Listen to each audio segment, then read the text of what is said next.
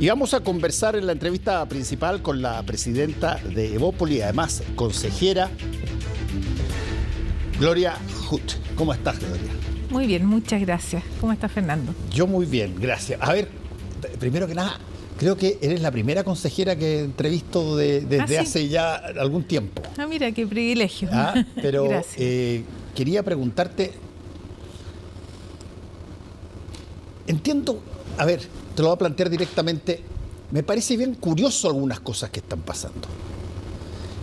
Por ejemplo, me parece curioso que de repente José Antonio Kast y otros digan, nosotros vamos a hacer que se apruebe la Constitución. E inmediatamente sale, pero un reguero gigantesco de gente que votó por republicanos en las redes sociales diciendo que esa es una traición, que lo que hay que hacer es rechazarla porque no quieren que haya cambio de Constitución, sino que se vuelva a la Constitución de Pinochet. ¿Cuál es la situación en el mundo mayoritario, en el Consejo, respecto de si se aprueba o se rechaza? Yo voy a dar una impresión que yo he recogido y que por supuesto que no necesariamente es la postura oficial del Partido Republicano, que es el mayoritario en el Consejo. Sí. Yo creo que efectivamente ellos partieron con una postura mucho más dura y lo que me ha tocado ver es un avance hacia un texto mucho más transversal. Al punto que hoy votaron a favor, y yo estoy muy contenta con eso, de la paridad de salida, por ejemplo, que era algo que iba totalmente contra, o sea, es cosa de mirar todos los videos. Yo estuve en la comisión número 1, donde vimos sistema político y se vio este tema, y era una postura absolutamente en contra. Sin embargo, se han ido moderando las posiciones y yo creo que todos en el Consejo estamos tratando de entregar el mejor texto que podamos entregarle a la ciudadanía y de cumplir el encargo que nos hicieron el 7 de mayo cuando nos eligieron. Es difícil porque son posturas distintas, pero yo por lo menos he visto una evolución que va en la dirección de eliminar estos elementos identitarios que a mi juicio estaban haciéndole mal al texto. Y yo he sido bastante activa en eso, he tenido votaciones que justamente van en contra de esas posturas, porque creo que es legítimo que uno tenga, por ejemplo, posturas valóricas, pero no es bueno que eso lo transforme en política pública, porque hay otras personas que tienen... ¿Te estás refiriendo, Gloria, que cuando tú mencionas estas características identitarias, te estás refiriendo a qué tipo de cosas en específico, por ejemplo? Hubo una que era particularmente importante, que fue todo ser humano es persona. ¿Te acuerdas que estaba en el artículo 1, inciso 1? Fue la primera votación. Y eso responde a la visión del Partido Republicano, que tiene un elemento confesional, eso no es un secreto para nadie, y es una postura que tiene esos componentes valóricos muy marcados. Y a mi juicio, eso, como digo, es legítimo, pero no puede ser una política pública porque la Constitución tiene que acoger otras visiones también. Y en esa votación, 4 de Chile Vamos nos abstuvimos y esa norma se cayó. Y con eso, entonces, se despejó, a mi juicio, en buena medida, cualquier riesgo de derogar la ley de aborto en 3 causales. Eso es muy elemento identitario. Había, por ejemplo, otras cosas que son, puede ser más superficiales, pero que estaba el rodeo y la cueca. Sí. En muchos artículos, en su redacción, hablaba de la moral y las buenas costumbres, repetidamente. Y, por ejemplo, hubo uno que era muy importante, el de la cultura. Y se hablaba de que el Estado compromete financiamiento a la cultura, cosa que nos parece muy bien, estábamos todos muy entusiasmados. Pero decía, en una frase, en el fondo, expresiones culturales que no transgredan las tradiciones chilenas, la moral y las buenas costumbres. Y yo leí eso y dije, yo esto lo voy a votar en contra, porque el arte en esencia transgrede. Entonces uno no puede poner ese tipo de restricciones. Y hubo una conversación y eso también se bajó. O sea, ya. Así, entonces todas las referencias a la moral se bajaron en la pasada por la comisión experta. Ahora, dime una cosa. No es porque no queramos moral, pero es porque, no, sin duda, porque sí te entiendo. El texto constitucional tiene que referirse a las instituciones principalmente y a la forma de operar de los sistemas, ¿no? Ahora, la derecha, incluyendo Chile Vamos más republicanos, es mayoría en el Consejo. Sí. Eso, te lo quiero preguntar también directamente, Gloria, eso, ¿cómo se empalma con la votación? Si siendo mayoría la derecha, ¿tú crees que la derecha va a buscar que se apruebe la nueva Constitución masivamente, según lo que tú has podido ver hasta ahora? ¿O hay todavía estas referencias de, que incluso se los dicen, por eso yo hice mención a muchas personas que han, a través de las redes sociales han criticado y han sido muy duros con algunos republicanos, acusándolos de traidores, porque la idea, según lo que ellos dicen, era que se rechazara y para que se volviera a la Constitución vigente. Sí, es que yo creo que eso es parte, uno puede volver un poquito más atrás todavía.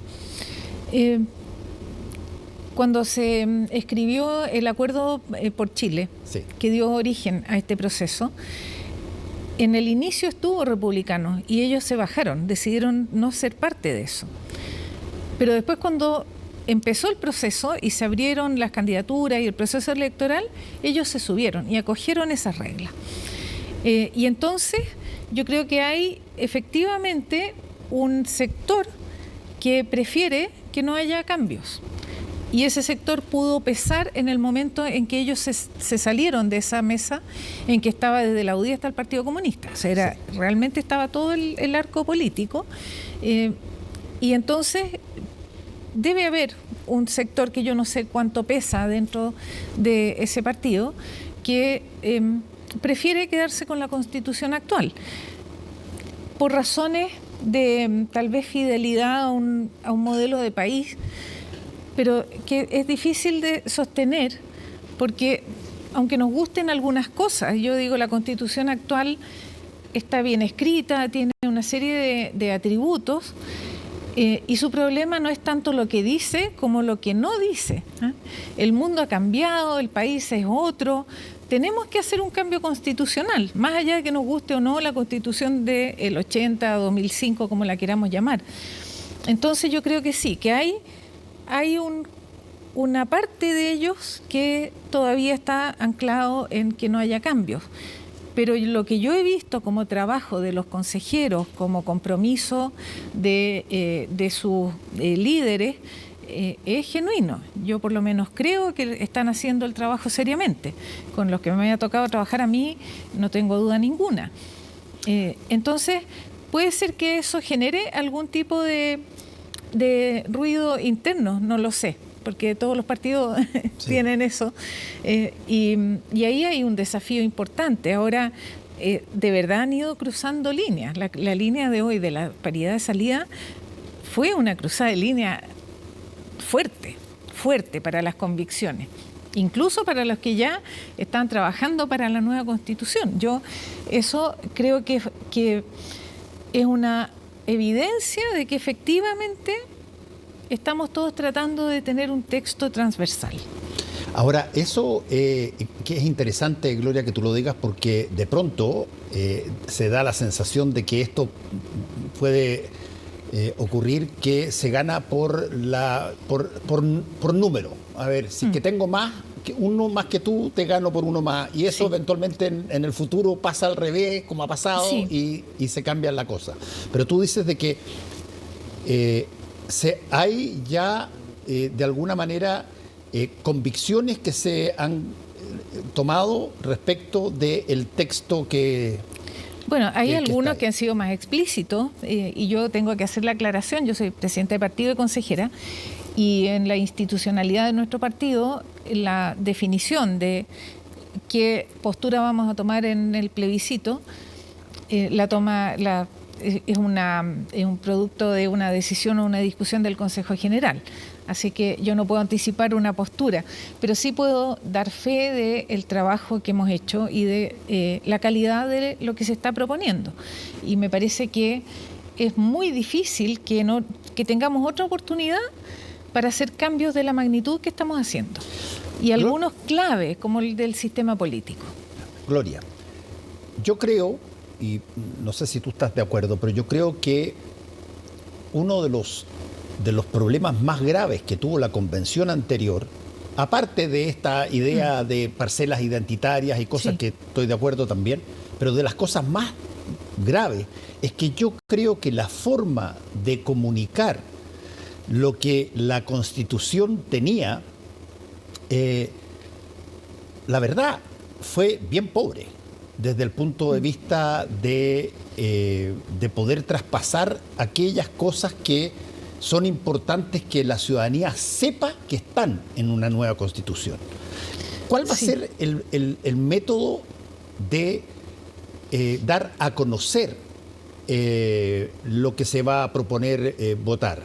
Si es que esto se deja a, bueno, búsquela usted en el sitio web tanto, o cómprela allá, ese es un problema. ¿Cómo se podría, a tu juicio, implementar una pedagogía constitucional seria sobre lo que se va a votar? Yo haría primero una diferencia con respecto al proceso anterior. Había tanto ruido por la forma que el contenido pasó a segundo plano. Y el contenido además era complejo.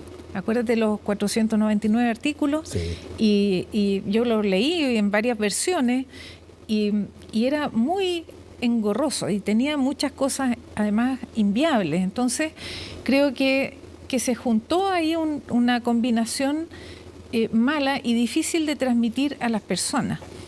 Además con algunos riesgos. No nos olvidemos que gran parte del rechazo tenía que ver con temas que afectaban a las personas en la propiedad de su fondo de pensiones o en la propiedad de la vivienda, en distintas cosas que las personas sintieron una amenaza. En el caso actual hay una cantidad enorme de contenido y de contenidos nuevos.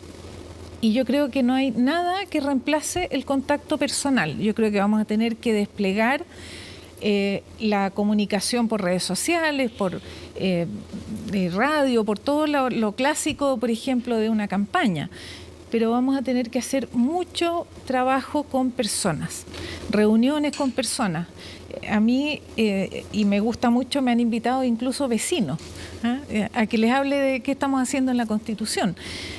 Eso es lo que permite transmitir, porque hay gran contenido muy importante. Por ejemplo, Fernando, nunca ha habido participación ciudadana como lo que se está proponiendo acá, donde personas pueden proponer iniciativas de ley o pueden proponer iniciativas derogatorias de ley. O sea, si una ley no les gusta, bueno, junte las firmas, tráigalo y vuelve la ley al Congreso.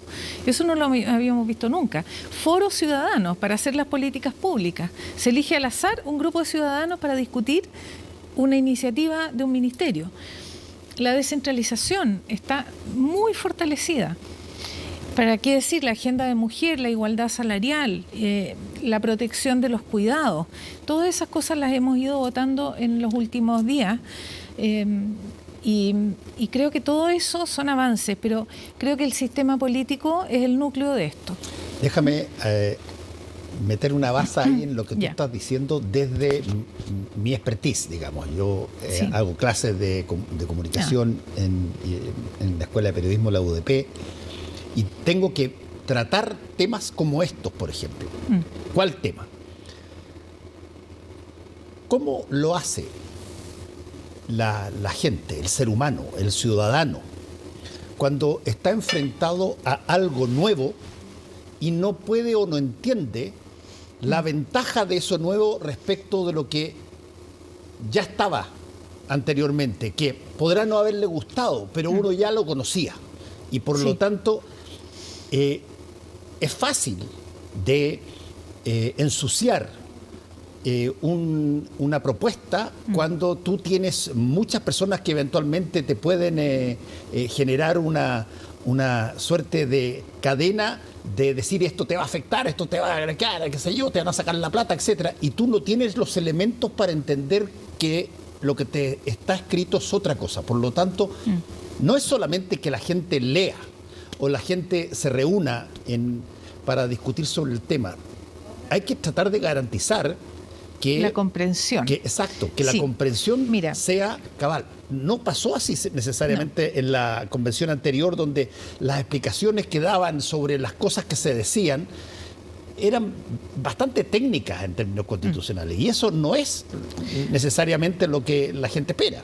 Yo creo que aquí no hay grandes secretos, y uno tiene que apuntar a cosas que afecten la vida de las personas en su vida cotidiana, en lo que las personas ven, sin necesariamente entender qué es lo que hay detrás en profundidad. Pero, por ejemplo, miremos, y vuelvo al sistema político, que me parece que es tan clave. Es muy clave eso. Yo creo que es la clave. O sea, aquí tenemos la oportunidad de volver a darle gobernabilidad al país, por ejemplo, y estabilidad a través de eso. Cuando uno mira las encuestas y ve que los partidos políticos tienen creo que es un 2% de confianza ciudadana en encuestas que tienen un error de 3. O sea, tienen 0 en realidad. Eso no es casualidad, es producto de malas disciplinas parlamentarias, de la fragmentación de los partidos, de los incentivos que están puestos en el conflicto y no en el acuerdo, de la permanente obstrucción a sacar adelante el programa de gobierno de un gobierno, porque el que se siente oposición pone todas las trabas. Eso es algo perfectamente conocido y perfectamente entendible por cualquier ciudadano. Si uno explica que lo que trae esta Constitución, primero, es un incentivo a que los gobiernos puedan desplegar su proyecto con el que llegan a gobernar, porque al frente tiene partidos políticos más grandes, más serios, más representativos. Si la disciplina parlamentaria es mucho más rigurosa y tiene obligación de asistencia, descuentos si es que no van a trabajar, todo lo que vemos que genera la imagen mala que hay del sistema político. Y cuando están puestos los incentivos en lograr grandes acuerdos para la gobernabilidad, cuando se acota mucho el díscolo, el parlamentario que sale electo por un partido y después que es electo se cambia o se va del partido y se cambia y se lleva los votos, digamos, y no respeta a aquellos que votaron por él o por ella. Creo que esas cosas son perfectamente entendibles por las personas. Y las personas van a hacer y hacen ese tipo de preguntas. ¿Cómo me va a afectar a mí? ¿Voy a poder o no disponer de mis pensiones? Las pensiones quedan declaradas como propiedad de las personas y además heredables. Pasó algo curioso, y tengo que decir ahora de las pensiones. En la comisión experta, Chile Vamos propuso agregar el componente solidario porque la izquierda lo pedía y la izquierda lo votó en contra. Pusimos 3 cosas que había pedido la izquierda: ampliar el ámbito de la huelga más allá de la empresa, de la negociación colectiva, lo que acabo de decir, el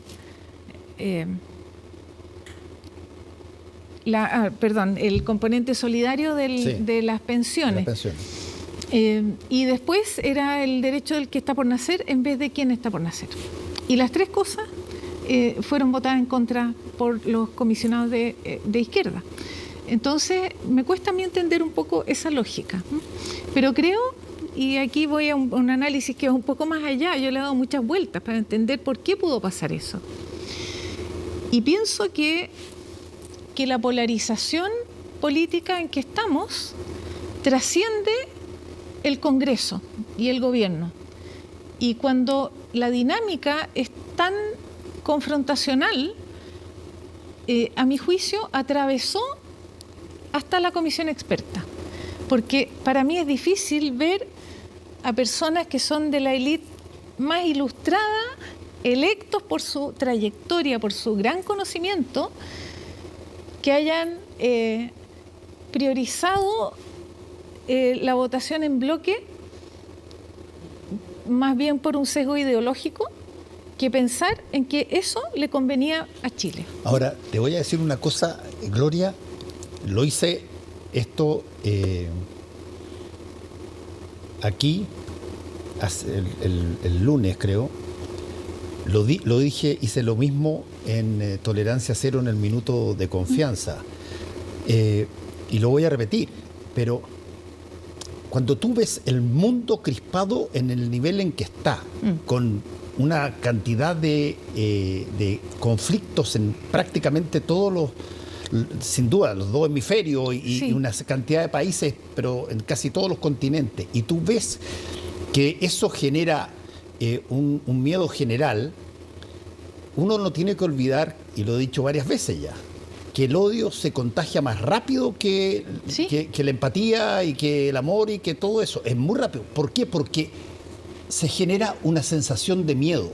Y entonces empiezas a buscar muy rápidamente quiénes son mis aliados y quiénes son mis adversarios. Exacto. Y desde ese punto de vista, cuando se tensan las cosas de ese tipo y tú empiezas a ver a tu alrededor por la televisión, por la radio, que te empiezan a hablar de muertes aquí, muertes allá, que te amenazan con bombas nucleares y que tengan cuidado porque vienen los otros acá allá, tú empiezas a advertir, como ya pasa en las redes sociales, hay un montón de gallos que están candidateándose, imitando a todas las figuras que han ganado sobre la base de los extremos, sobre la base de la separación entre buenos y malos, entre nosotros acá, entre los que queremos hacerlos desaparecer, y en fin.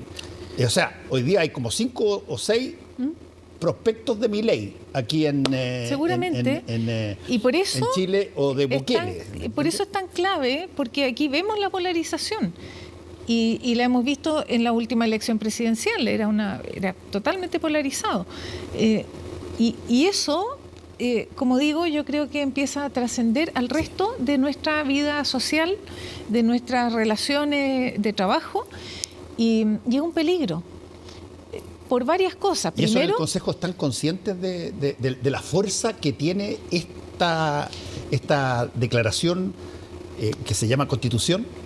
yo creo que estamos todos conscientes y que cuesta justamente porque está esta dinámica instalada transversalmente, y me parece que eso es algo que tenemos que combatir, y por eso yo le doy tanto foco al sistema político, porque hoy día, por ejemplo, Ignacio Briones en una entrevista dice el cambio del sistema político es la llave que nos va a permitir volver a la estabilidad que necesitamos y al desarrollo que necesitamos, y eso no es una exageración. Aquí no nos estamos jugando solamente cosas institucionales, como, no sé, el Tribunal Constitucional, no, nos estamos jugando la estabilidad del país en el largo plazo.